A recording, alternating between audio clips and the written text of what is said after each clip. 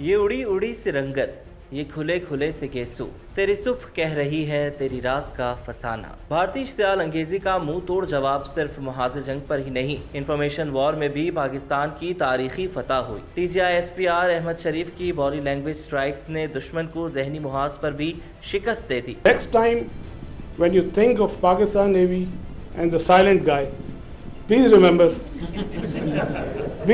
that with the help of Almighty Allah, our actions will always speak louder than words. Thank you very much, and I request AVM Aurangzeb.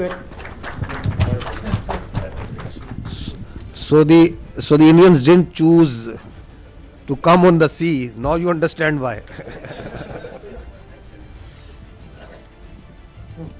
22 अप्रैल के बाद और ख़ास तौर पर 5 मई से जब जंग अपने उरूज पर पहुंची तो दुश्मन सिर्फ मुहाज पर ही नहीं, माइक के सामने भी घुटने टेकने पर मजबूर हो गया। DGI-SPR अहमद शरीफ चौधरी ने एतमाद, वक़ार और तदब्बुर से सच की ऐसी गूंज पैदा की जिसने भारत में खलबली मचा दी।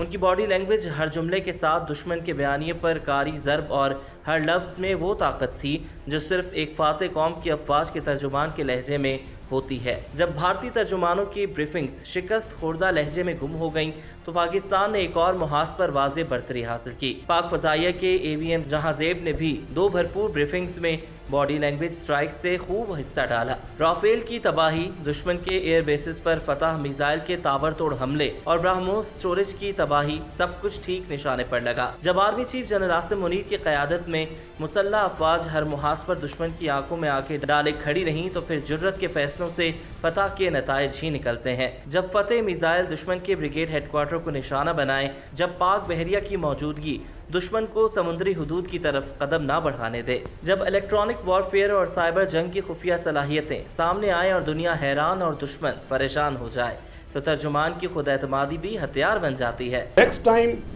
when you think of Pakistan Navy and the silent guy, please remember that with the help of Almighty Allah, our actions will always speak louder than words. Thank you very much, and I request AVM Aurangzeb. So the Indians didn't choose to come on the sea. Now you understand why.